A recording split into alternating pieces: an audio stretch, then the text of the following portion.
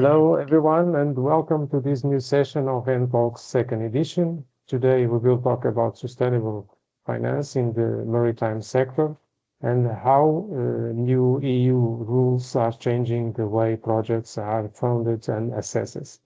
To guide us through these topics, we have with us today the team from PwC Portugal.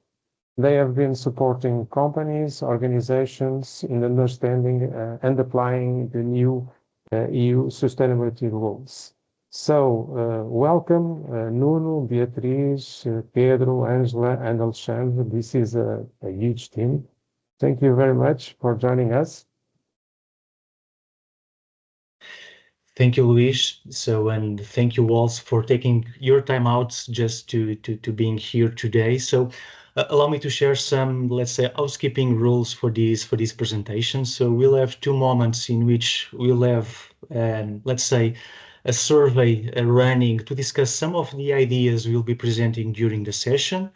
At the end of the session, we'll have enough time for the live Q&A. So if you have any questions or comments, just pop them in the chat that is here in the Teams platform, or raise your hand at the end of the webinar so that we can go through your questions.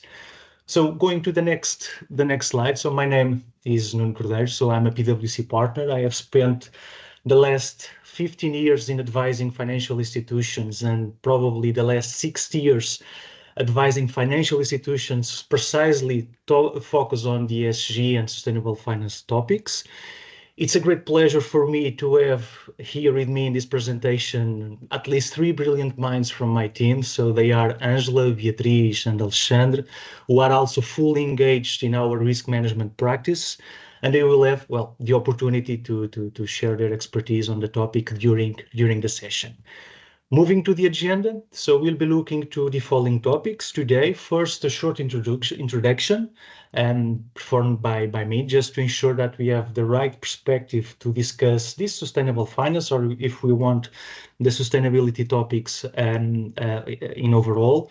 Second, a brief revision of the main regulations that are applicable to companies operating in Europe.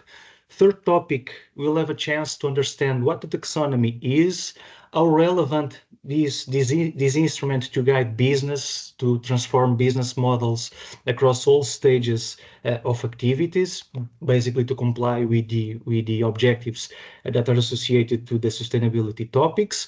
Fourth, using the taxonomy as an instrument, we'll be understanding what type of uses we can derive from the taxonomy for your specific sector.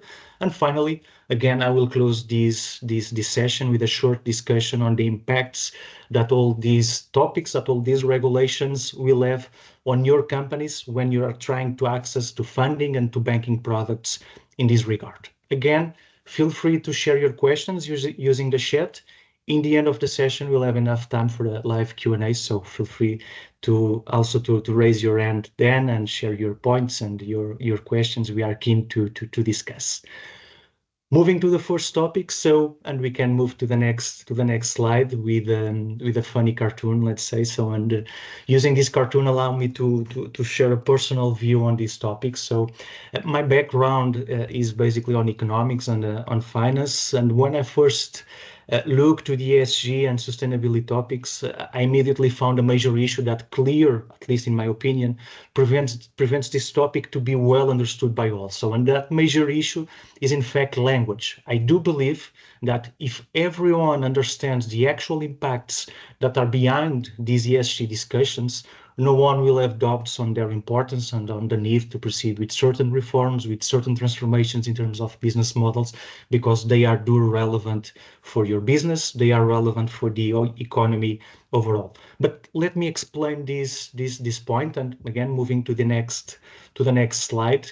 First, we should take, let's say, a scientific perspective to say that there should be no doubts that higher temperatures or the global warming, if we want to call, led to new climate change phenomena, resulting in new physical events, namely some catastrophes that we have been assisting in the last years. It is also proved that global warming results from the excessive accumulation of greenhouse gases emissions, so the GHG emissions, especially the carbon dioxide. And currently, what is at stake? Basically, the fact that we reached a tipping point.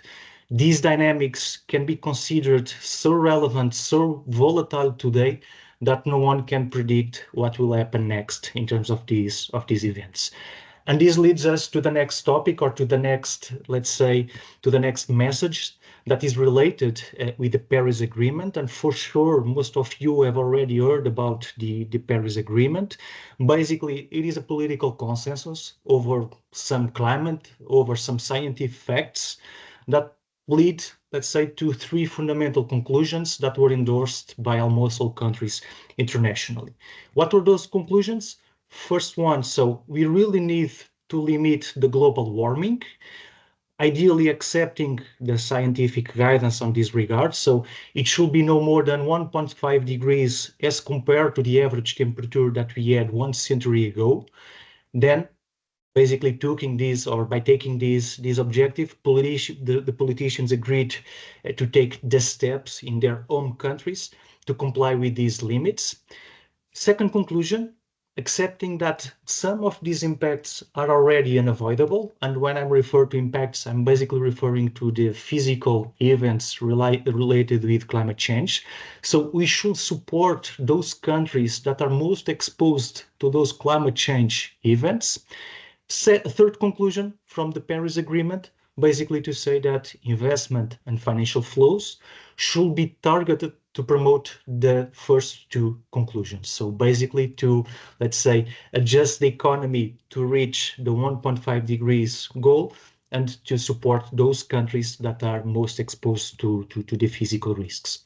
And using these conclusions and moving to the next slide, well, we can use these and basically we can ask, well, what is the European strategy in what regards these goals? Basically, the European strategy is to recognize that the exposure to physical risks and the need to tackle climate change basically offer the unique opportunity to promote some reforms, some crucial changes to the European economic model.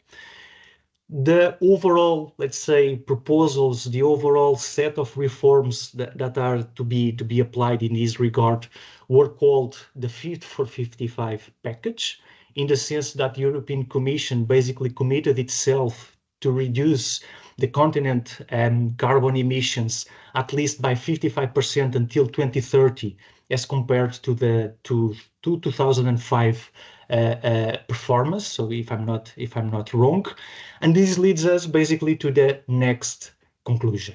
And the next conclusion, looking to the next slide, is basically to say that we should have no doubts on what we are discussing. Probably we are not discussing any more sustainability. We are not discussing any more climate or a specific view for the planet. We should be discussing actually the economics. We should be discussing a new economic model. And why? Well, because those goals currently to be accomplished really require, let's say, a significant transformation on the economic activities. It is, again, somehow a discussion about what is most basic in the economic science. I mean, to apply limited resources where its use can be more efficient and have the lowest negative or the lowest amount of negative externalities issued when consuming, when taking those resources to perform the economic activities. And in practice, if we look to the next slide, we can conclude that Europe has used this discussion to bring new views to relaunch its competitiveness, to promote, for instance, new industrial activities, to support business models in a different way. And after all, they are basically trying to transform the European economy to be more efficient, to be more competitive, and obviously to be more sustainable. So this is a topic that basically is seen, at least at European level, as the final opportunity to protect and to relaunch the euro economy, so that we can still live under the same principles and under the same, let's say, quality of life we have currently in Europe.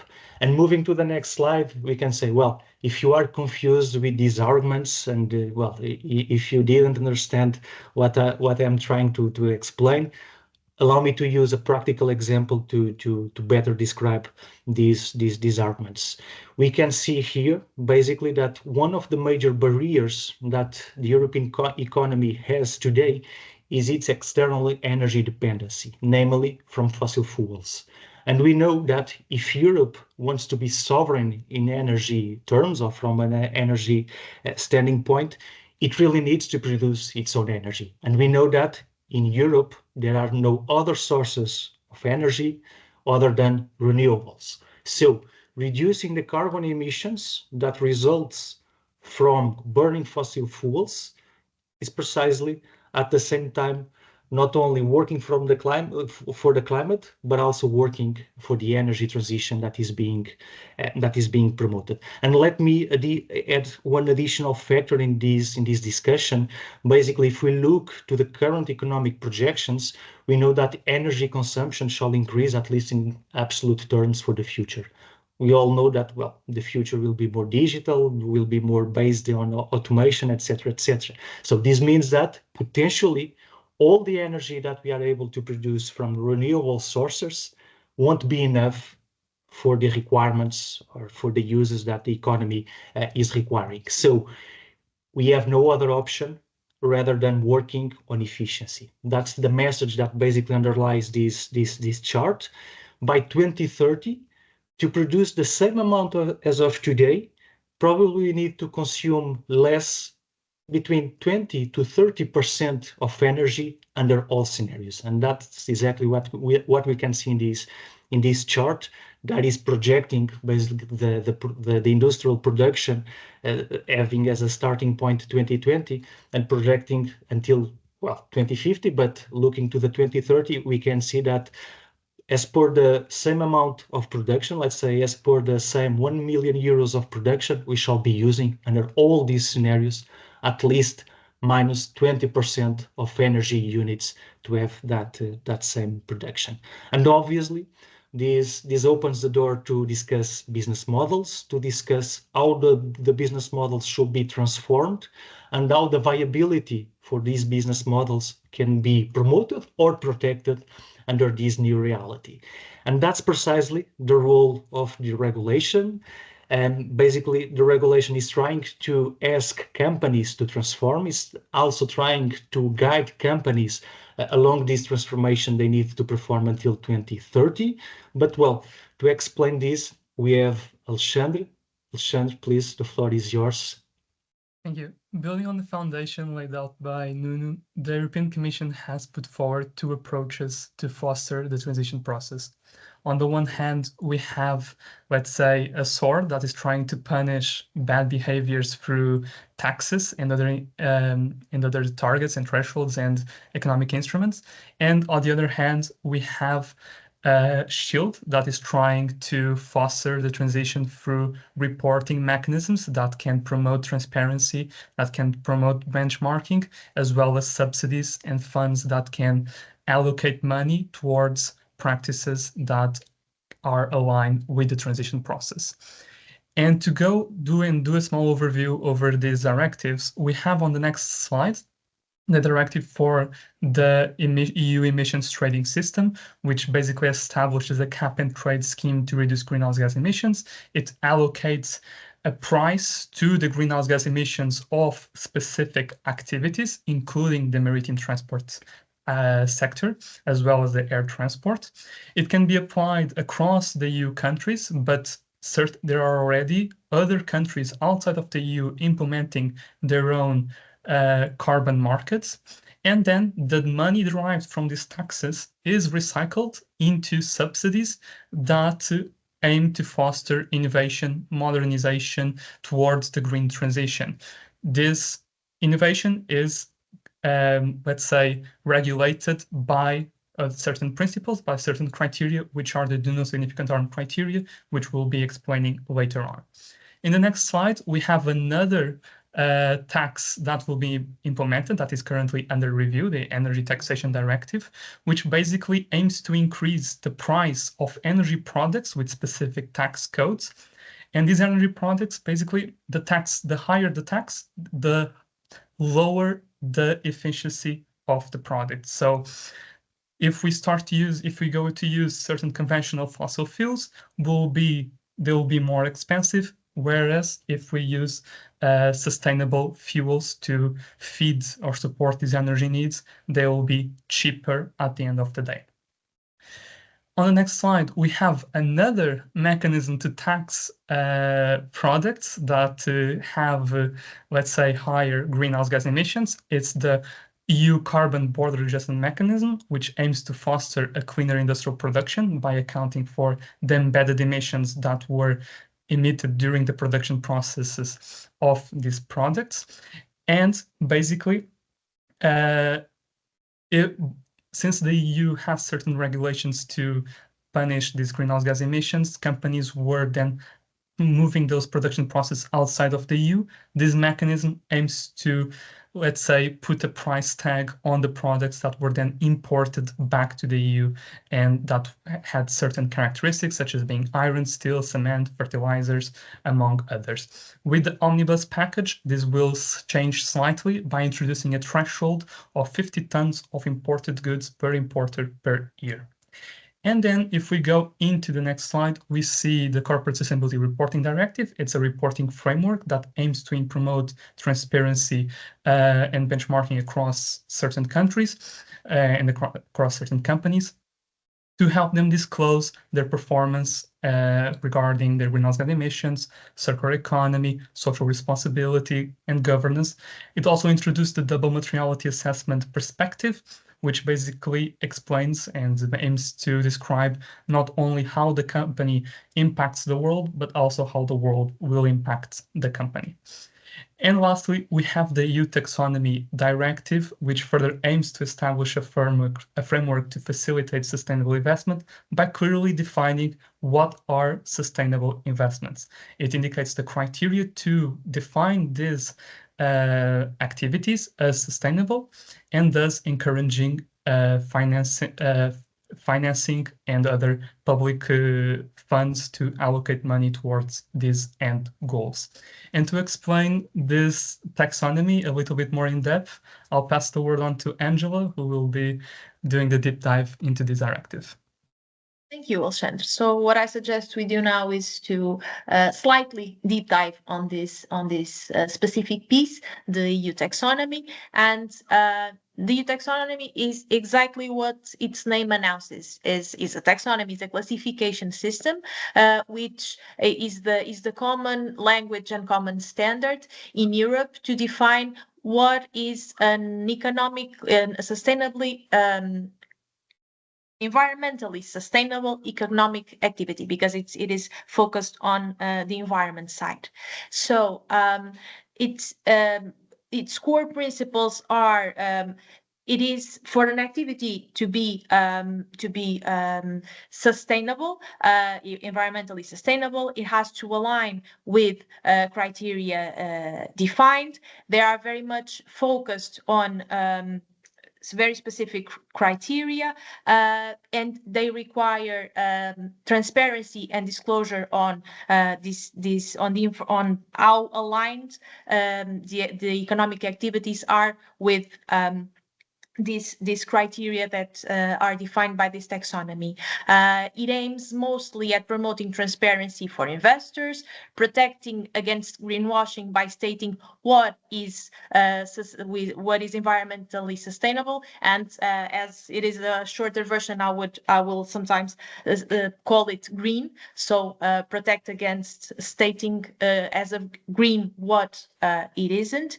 It aims at encouraging more sustainable practices, at reducing market fragmentation, and aiding at directing investments to areas who need it the most. Beatriz, if you could move on to the next slide. The EU taxonomy it is part of a legal and regulatory context. It is itself a package, an umbrella of regulations or pieces of regulation. It aligns with the Paris Agreement and the Sustainable Development Goals from the United Nations. It came into effect in July 2020, and it is supported by several delegated acts that state specific parts of the EU taxonomy. In fact, previously to the EU taxonomy, a concern for the disclosure on sustainable finance came into practice through the Sustainable Finance Disclosure Regulation, which already in 2019, which establishes a common standard for reporting and classification focused on financial instruments. So how green is investment. Then the EU taxonomy comes mid-2020 and defines the regulatory framework and the overall requirements and principles of this concept of the EU taxonomy. Then in 2021, the first set of technical criteria for the EU taxonomy is released. It is focused on the climate side of the taxonomy and states which are the activities, economic activities that are eligible and to be classified as green, and what are the criteria that an activity needs to comply with to have this classification.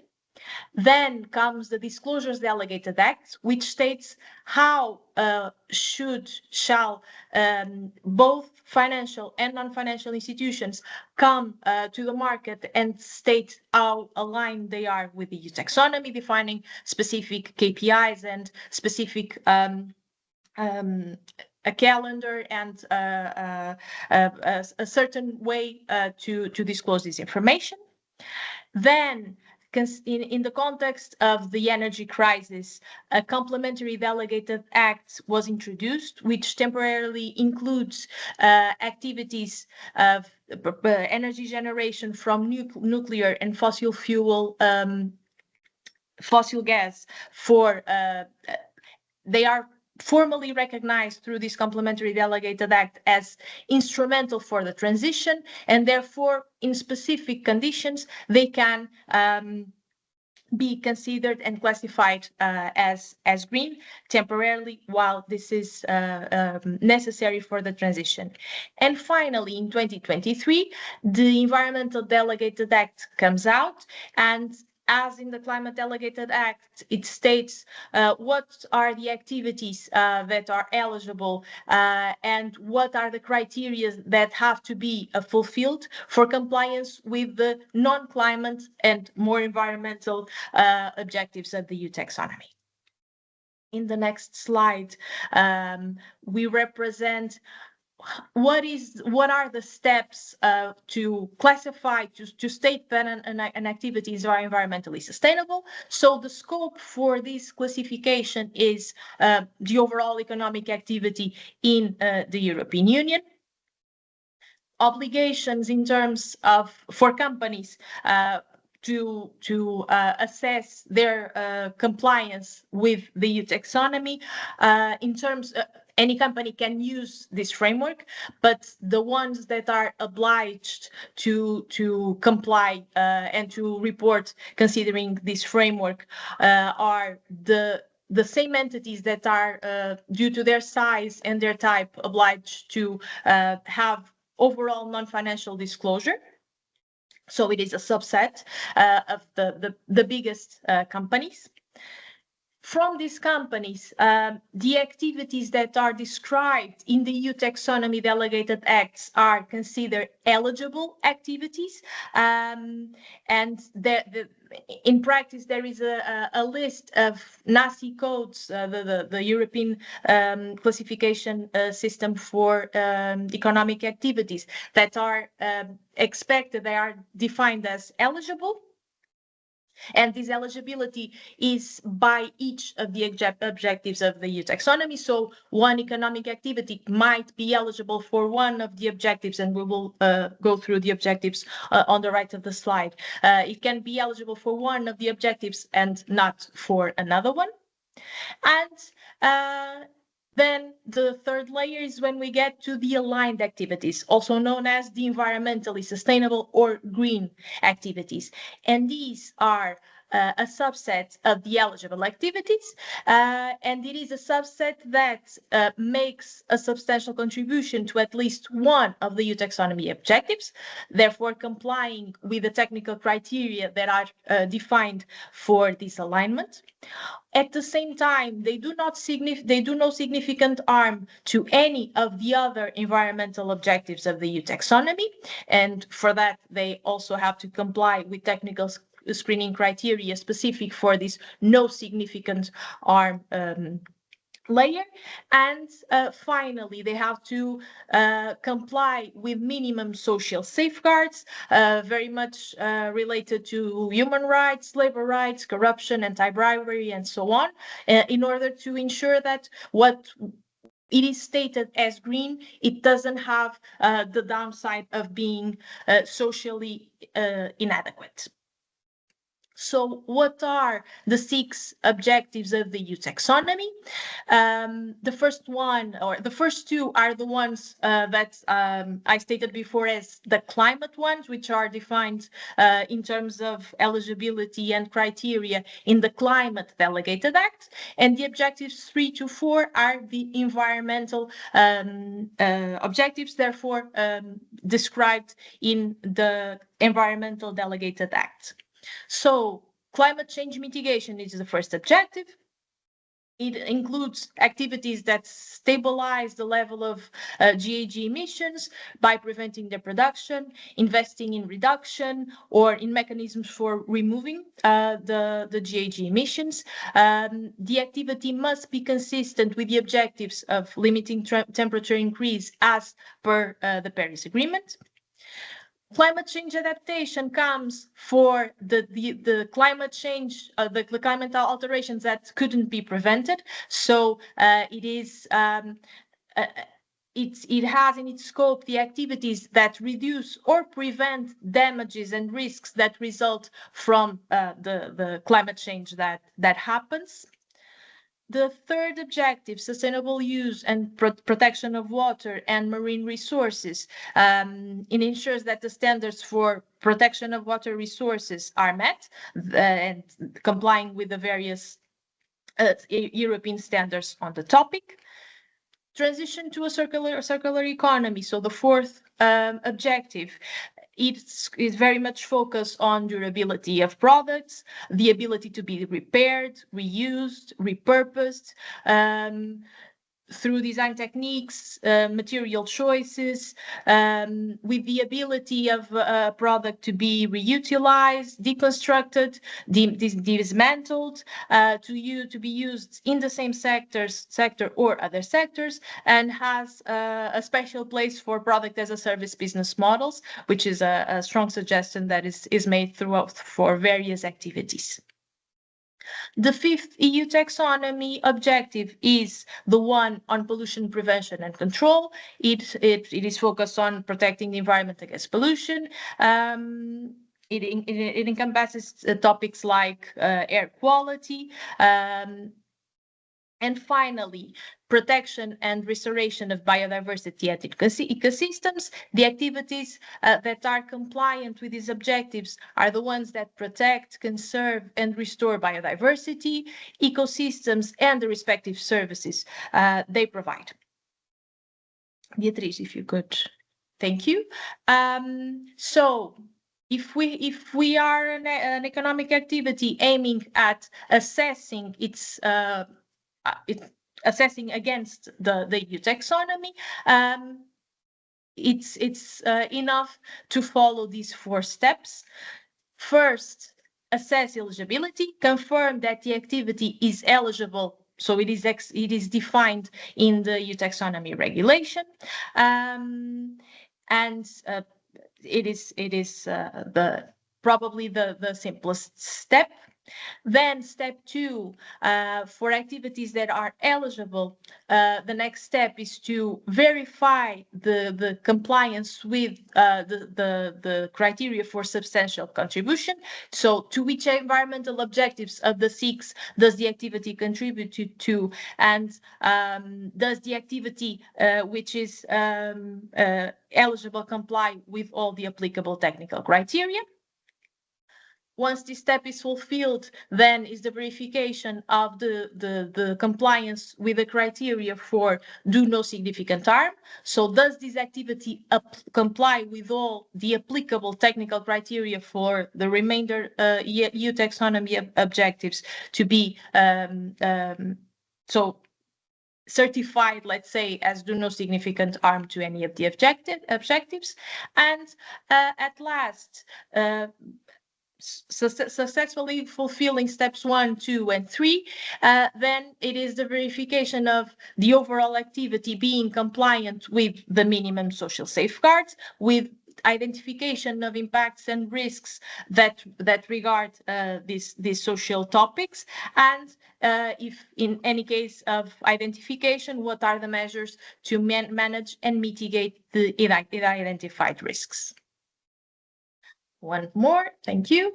And finally, reporting requirements. So according to the Disclosure Delegated Acts, and this is in place from 2022 onward, companies and investors which are in scope of non-financial reporting requirements must report every year on the outcome of applying the EU taxonomy framework to their activities and portfolios, and therefore they have to report the proportion of their activities that are green or aligned with the taxonomy, based or according to the revenues they generate or in which they invest.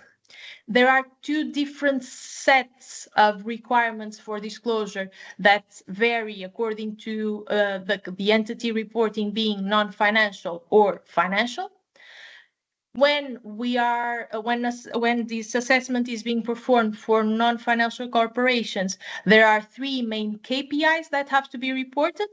One based on turnover, which represents the proportion of the revenues of the company that are derived, or the economic activity that are derived from products or services that are eligible and later aligned with the taxonomy criteria. The exact same architecture, so a proportion of green over total, it can be performed with a KPI that represents capital expenditure. So the proportion of these CAPEX that regards investments in assets and economic activities that are aligned with the EU taxonomy. And finally, the exact same logic, but with operational expenditure. So the proportion of the OPEX that regards processes that are linked with activities or assets that are aligned with the taxonomy. This on the non-financial side. On the financial side, and pretty much dependent on the reporting or these KPIs that are produced by the entities that banks and on the other financial institutions finance. Banks, the overall or the most recognizable KPI is the green asset ratio, and it is exactly what the name suggests. It is a ratio that on top has the green assets, what it is financed that is green, and with the overall portfolio in the other side of the ratio, and it is a proportion of the total financed assets that are linked to these economic activities that are either eligible or aligned with the EU taxonomy, and very much depends on the information from the company. So if a bank finances company A, this company A has a turnover alignment ratio of 6%, these 6% will be the proportion for the exposure to that company that banks will consider. There will be another dimension which will be in scope of reporting for financial institutions.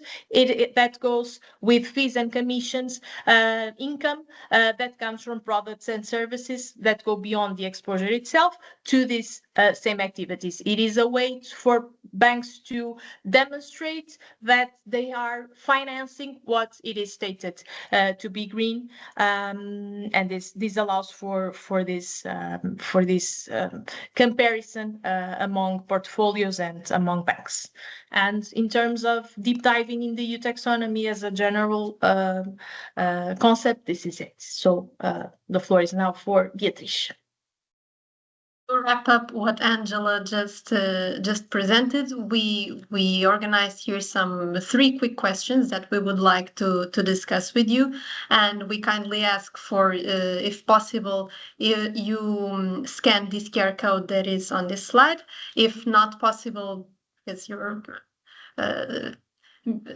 driving home or on your phone and you cannot scan the QR code, it's also useful if you respond directly on the chat of this meeting. So the first question we have here, and to wrap up what has been said, is which company among these, for example, 6 maritime companies that we have here, which one do you think is the most environmental sustainable? Considering that we have data for their green turnover, green OPEX, and green CAPEX that has been reported as aligned with the EU taxonomy.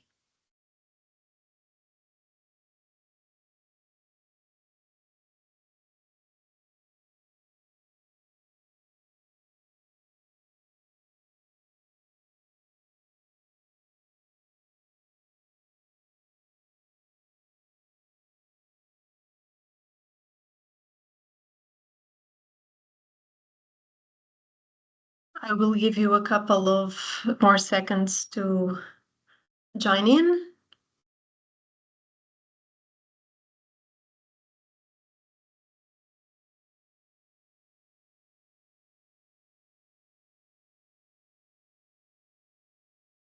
And now I will move on to let you know that the majority of you answered, questions are divided between D, B, and F, and the correct answer is the company F, and I will skip back to the slide that had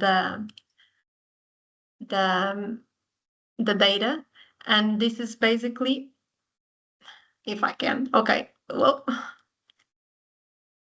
and this is because if you look at the turnover of company F is the one that has the higher turnover, that is green, that has been reported as green, which means that almost 50% of the revenues that this company has is already aligned with the technical criteria defined by the EU taxonomy. So this means that this company has already invested and has already, or by itself, so by the nature of its activity, is already compliant with the majority, with the technical criteria for the economic activity it performs. I will now move on to our second question, which is regarding the same 6 companies, and as of the present moment, which of them do you think it invests more in its transition as of the present moment?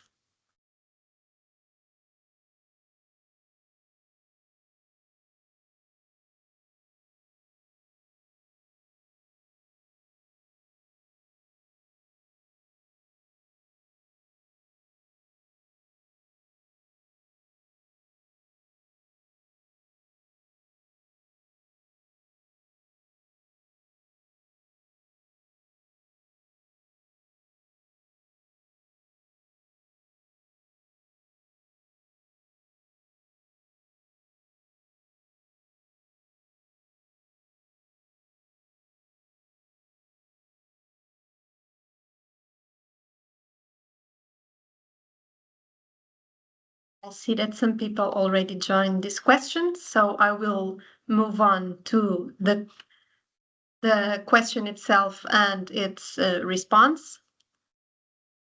And now we see that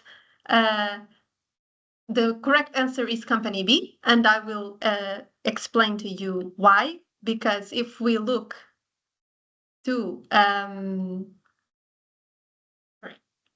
the data, we see that company B, as of the present moment, is the one that has the higher capex that is aligned with the technical criteria, which means that among all the 6 companies is the one that, as of the present moment, is investing more in its transition. This could have a different perspective or a different solution if I would not have put here the present moment, and here we could discuss that, for example, any of these D, E, and F company, because they have a higher turnover that is aligned with the EU taxonomy, it could significate that they already in the past made some investments that contributed to their alignment with the taxonomy, and because of that, they don't have as higher capex needs or higher capex investments that are aligned with this transition, because they already did it in the past,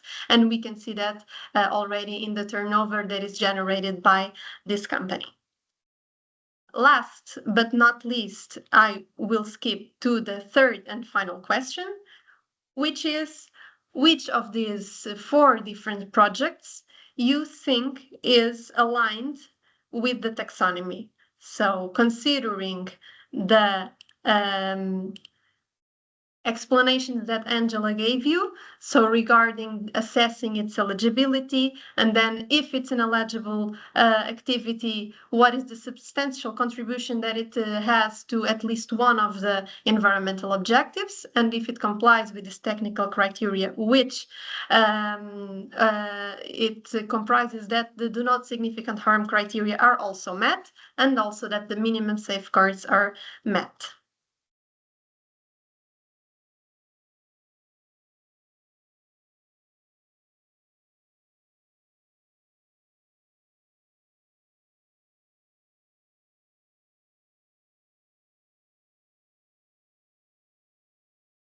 Very well.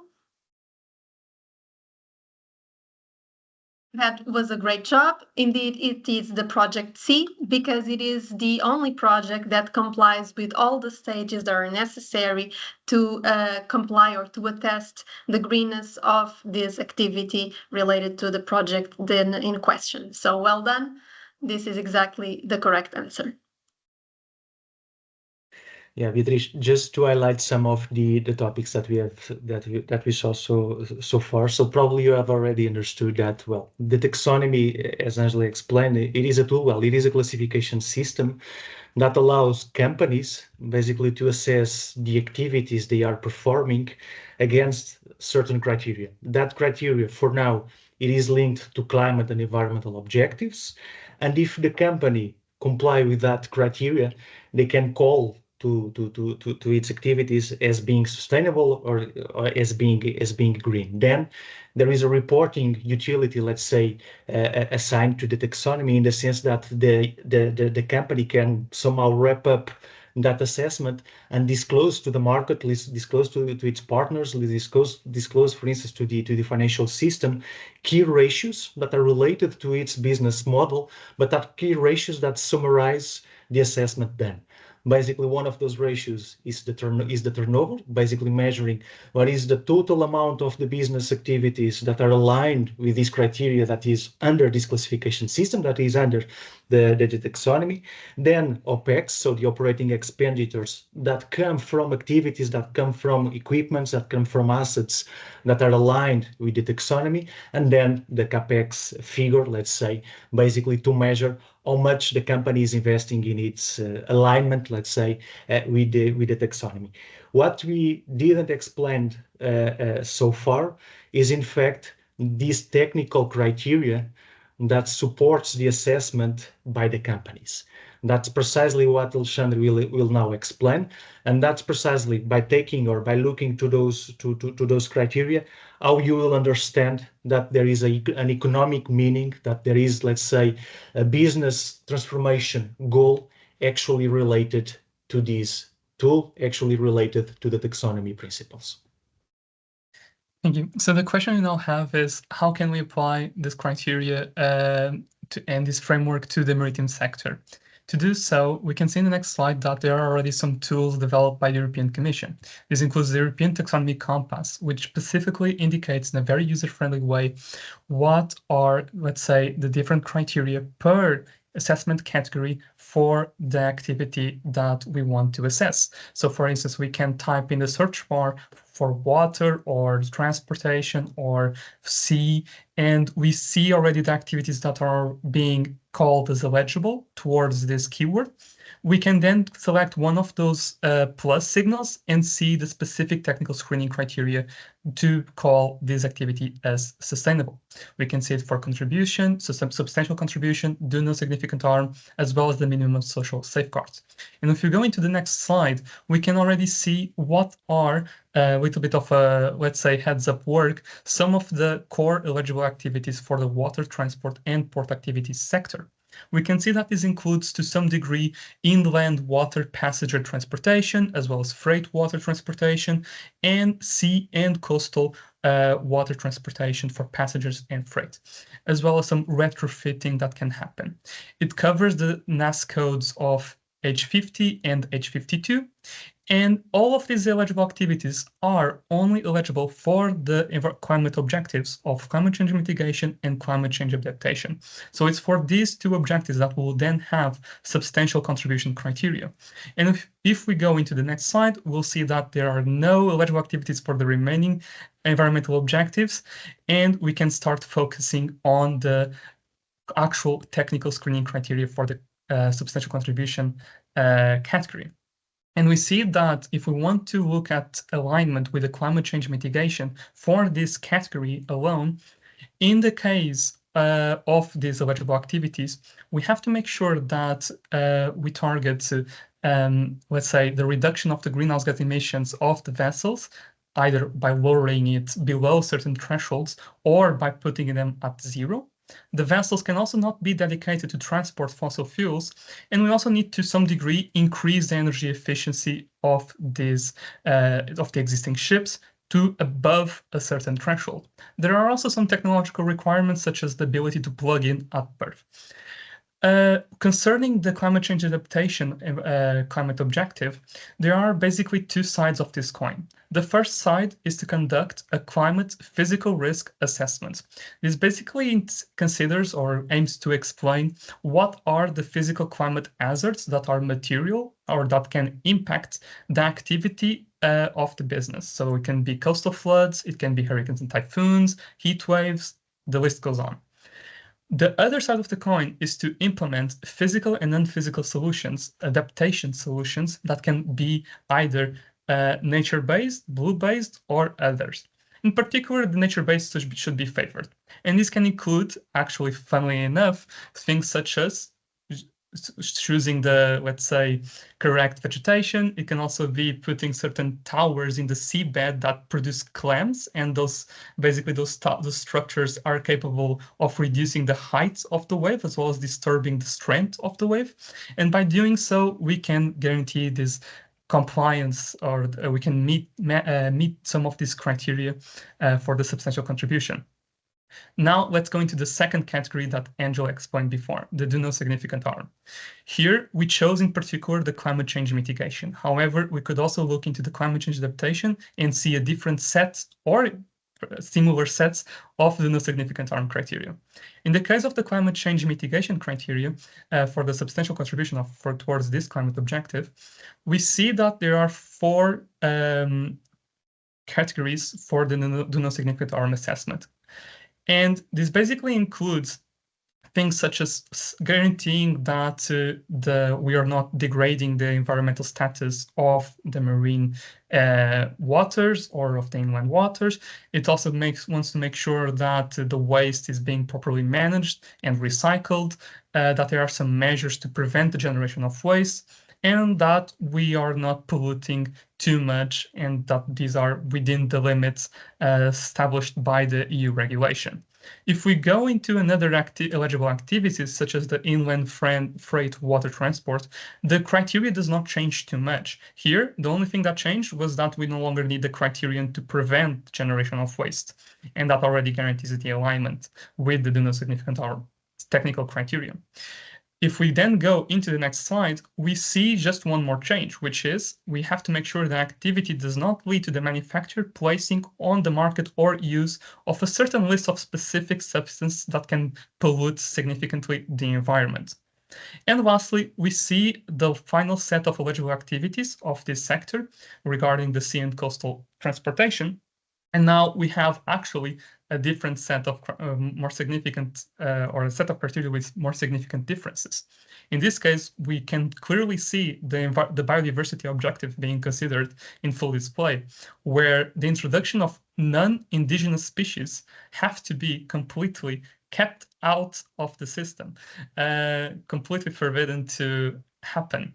And if we guarantee the alignment and the compliance of this criteria, we can get, let's say, a green light or an okay with the do no significant harm category. So this means that only one final category is missing to make sure that the turnover or the capex or the opex are aligned with the EU Taxonomy criteria, which are the minimum social safeguards. These are quite, let's say, a little bit more simple. It basically wants to guarantee that the activity respects the principles on business and human rights proposed by the United Nations, as well as the labor human rights. It also wants to make sure that the OECD guidelines for multinational enterprise are being respected, as well as the alignment with International Bill of Human Rights. If we can guarantee that all of these criteria are being respected, then the activity is classified as green. So what can we do after making sure that these criteria are confirmed? Well, we can report that information. And here we see the case, a comparison between two different maritime companies. We have Maersk on the left and Yara on the right. And according to their annual and integrated reports for 2024, we see on the left for Maersk that the turnover is quite a bit of the turnover is in fact eligible, but not aligned, with only 7% being aligned. For the capex, the numbers on the eligibility reduce, but alignment increase, with already 20% of the investments being aligned with the EU Taxonomy.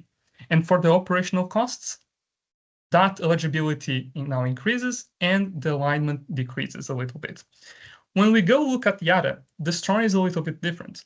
The majority of the activities are actually not eligible for the EU Taxonomy, with only 8% of the turnover approximately being eligible and 0.3 align.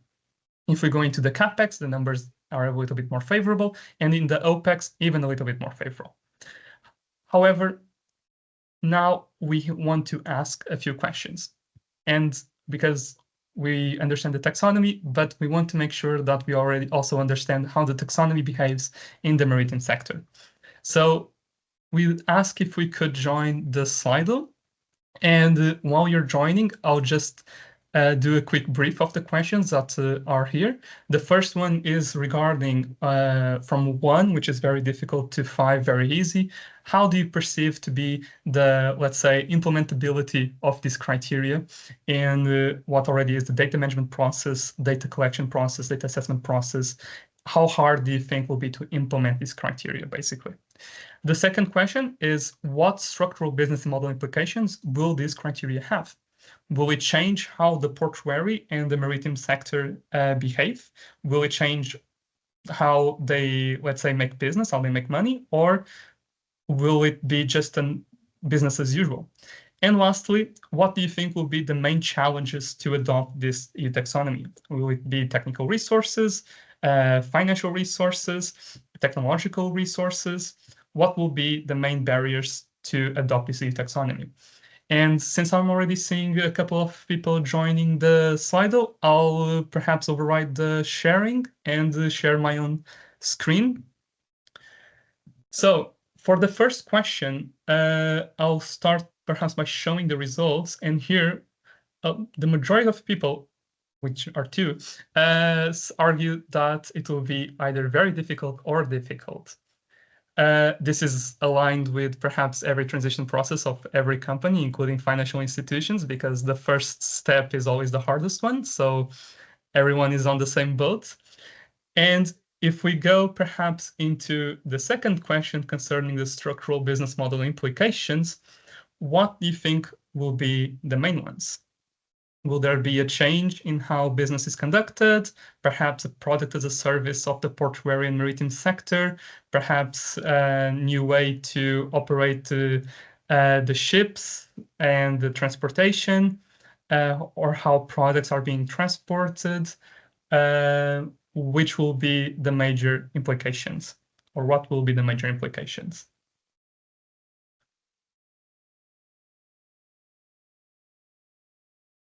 So we're already seeing that there will have to be some change in the business model, some new strategic decisions.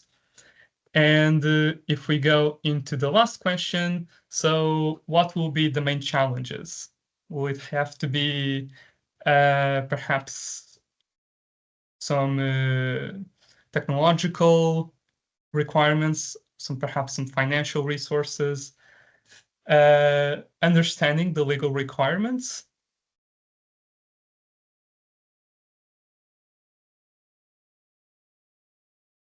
two more being typed down, and investments. Okay, so thankfully, to answer the investment part, we have Nunu, who will be presenting the last section on the impacts of financing. So this is a great alignment, and also technology and training. So perfect. Nunu will take over from here.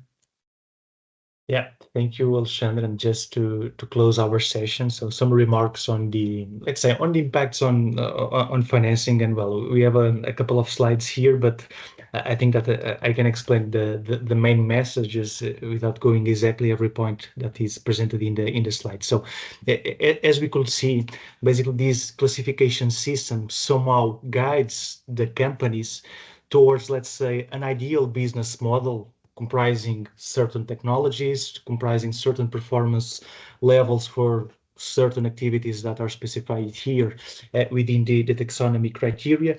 And we saw some examples of that. For instance, some technologies that are being required to be available on the vessels, some materials or some restrictions to transport certain materials so that the activity for that specific company can be considered sustainable or not. We also saw, for instance, some examples in terms of the requirements that are applicable to the vessels engines, namely in terms of the energy consumption, namely in terms of the pollution that is issued, that is emitted by those engines. And basically, if we want to say, okay, if these companies want to consider themselves as having, let's say, a viable or a sustainable business model, actually they need to comply with these criteria. And why this is important? This is important because of the information that this system, the alignment with these criteria, provides to other stakeholders, namely to the banking system. What is the role of the banking system? Basically, it is summarized here in this, let's say, short quote from the Draghi report. And the role for the banking system is to recognize that the level of the investments that are required to be performed by the companies in this sector and in all the other sectors to adapt to these requirements is so significant that there is no available funding, there is no available sources in the governments to support these transitions. So part of the investment, and well, Mr. Draghi quantifies that at least in 60%. So those 60% of the investment needs to be supported by the financial system, by private companies, so that they can comply with these requirements. And why this is important, and moving to the next slide, is important because we can see this, let's say, in two perspectives. First perspective, all the effort that these financial players need to accomplish to support the investments that are required at the company's levels. Actually, let's say some incentives, some tools are also being available to support banks, to support other financial institutions to fund these activities. What is really relevant so that the funds can be available, it is really relevant that the companies can show that they are capable of complying with those requirements, or at least they can present the plans to comply with those requirements, specifying, for instance, the required investments, the cost for those investments. But this has also, let's say, another perspective that we can see in the upcoming slide, and it is actually related with one of the questions that was raised in the chat, that is to recognize that these investments can, let's say, bring additional financial pressure to the companies. For instance, in order to the companies to have those technologies, to have that performance, probably they need to invest in new equipment. Probably they need to invest in the renovation of the existing assets, in the existing equipment. This will bring additional operating costs. Probably this will bring additional capex. That additional capex will result in additional indebtedness, and by the end of the day, all these factors summed up, it will result basically on margin and profitability compression for those companies. So this has an additional meaning also for the financial sector. That is to say, okay, these companies really need to invest, to adapt themselves to comply with these standards, but we should have proper information, detailed information from the company side, so that we can really understand what are the impacts for the business model of that specific company, to assess if that model still continues to be viable after this transition, after these investments are actually accomplished. For the companies itself, the taxonomy also has another result. So in addition to support, let's say, the dialogue with these financial institutions, showing what are the required investments, what are the required, let's say, adaptations to the business models, actually the taxonomy also shows to the companies how they should be operating by 2030, so that they are compatible with all the public policy requirements. For instance, Alexandre referred to some initiatives that are on the tax side. Probably companies that are too away from these requirements by 2030 can face additional taxes, can face additional restrictions to their activities. And again, that can result in a more significant risk profile. These additional restrictions to the normal business model for those companies that somehow can impact the usual performance and the usual business that these companies are used to manage. And to close the session, well, what is our advice? Basically, our advice, and looking to the last slide, is basically to plan. So companies should use the taxonomy that is designed for sure under climate goals, but behind those climate goals, we could see that there are precise criteria related to their business models, related to overall economic goals, that will influence how their business model should be in 2030. So they should plan for those impacts. They should plan for the investments that are required to accomplish those targets, to accomplish the compliance with that criteria. Then a proper financial assessment of those requirements should also be prepared. For instance, if I need to invest in a specific technology, I should anticipate that investment, quantify the investment, see if the technology is already available or not. And I should prepare the information on this. Why? Again, financial system, financial players will be very keen to access that information, so that they introduce these criteria on their lending decisions, whether to mobilize the funds that are required to this transition, or to have a proper risk assessment on the viability for these business models. So our final message is actually, well, do properly plan your business model.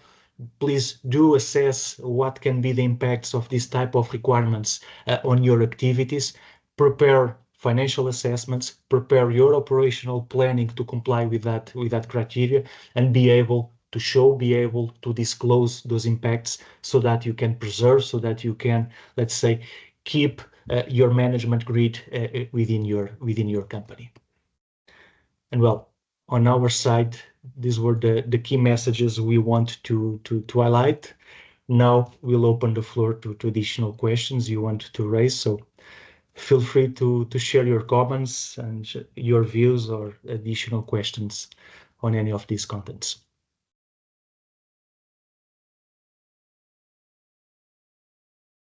Luis, you are on mute. Sorry, I don't see that. I was saying thank you very much for this clear and engaging presentation. This is a little complex issue, and you help us to understand how the EU rules connect with the real finance strategies and what they mean in the practice for the maritime and port sector. It was impressive, and thank you again for this to making this complex topic accessible and relevant. So, as Nuno said, let's now open the space for questions and comments. Please, everyone, feel free to post your questions in the chats. I have one from Gilvan. I don't know. I believe Nuno is already answered a little.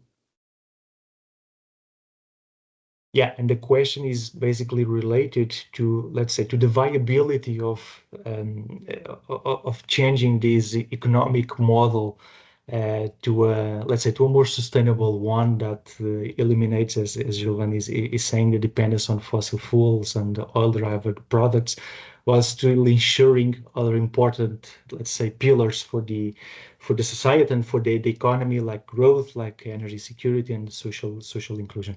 Well, I will say, and if you really understand these taxonomy principles, I will say that we should not have extreme views on this. So, for instance, Alexandre went through the requirements that are applicable to your sector, and you could see that none of those requirements are actually, well, asking you to invest on a technology that is not yet available. So those requirements are not, let's say, trying to target an ideal way or an ideal view of the world that we know that is not compatible with the current offer in terms of the technology, with the terms of the viable solutions that we have currently. So basically, this is, let's say, a somehow balanced model, in the sense that it is trying to target some values, and for sure efficiency and the reduction of certain climate and environmental impacts are for sure those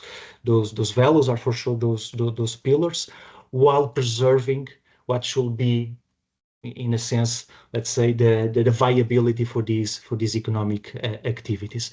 And in our opinion, well, we just saw the examples for your sector. We can go through the taxonomy and see the examples for the remaining sectors, and we could clearly see that the European Commission, under this proposal, it's basically targeting some key pillars, and energy independency, energy efficiency are for sure those pillars, while, let's say, leaving the other ones more efficient, for sure, but, well, without forcing the companies to adopt solutions that are not viable. So this is more or less an effort to balance the goals, to balance the need to preserve, well, the economic, our economic way of life, our wealth, on a more, let's say, sustainable view for the economy. But I believe this is a complex process to all the port authorities and maritime operators to reach this taxonomy drivers finance model. So I believe they needed some specialized companies like yourselves to make this service to reach this kind of service of finance service. Yeah, for sure. But even so, let's say the main topic or the main priority should be on having the practical views on this, okay? Digesting these requirements, understanding what these requirements mean for my specific company. For instance, if we go to the criteria, okay, the criteria is specifying certain efficiency level for the engines, a certain, let's say, investments when the vessels are coming to the ports. That's what we should anticipate. That's what we should quantify and bring the discussion to those, let's say, to those practical elements, to those practical effects. Other things that sometimes are included in this discussion, well, we just saw that they are not relevant for this, for the taxonomy assessment.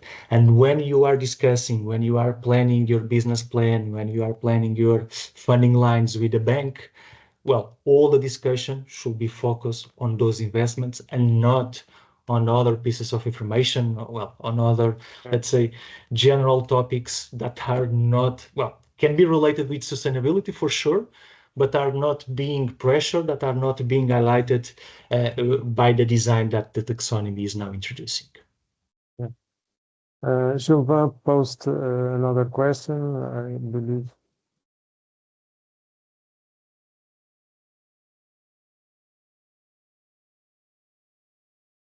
In light of scaling geopolitical tensions. Yeah, well, I'll say that we should be leaving, let's say, some temporary stages without lacking the perspective on longer term goals. And as Mr. Draghi discusses in that report, as Mrs. Letta also discusses on a comparable report that was published last year, we should be, let's say, aligned with these goals in the long term, because it's the unique way we have as European citizens to preserve our wealth, to preserve our economic model. In the meantime, for sure, we are living new tensions coming from geopolitical issues, coming, well, from additional, let's say, issues that can be introduced, coming actually from these, well, from these news that we can see every day in the TV and in the newspapers. But well, when those issues are resolved, again, the economy should be going towards these goals. And these goals, again, they are not theoretical. They are not trying to capture the soft side of this discussion. All these goals, again, are targeting energy independency, energy efficiency, let's say, the capacity to the companies to plan by itself their autonomy, to reinforce their business model, to secure access to funds, namely European funds, so that they can continue to be competitive in the future. For sure, we have these difficulties, we have these tensions along the way, well, that we are now just living, but well, the long-term run will again align with these goals. Yeah, great. So thank you everyone for joining us today and for the questions. Gilvan, just one. A special thanks for the PwC Portugal team for sharing your insights and clearly. We are finishing now, but don't forget, stay with us for the next NTalks sessions. We will speak, or we will keep talking about innovation in maritime and port sector. And Nuno and PwC team, thank you again. I hope I see you in the next NTalks or another talks as we talk about. Okay, thank you very much. You are welcome. Thank you, Luís. Thank you all, and have a nice evening. Thank you. Thank you very much. Thank you. Bye-bye. Bye.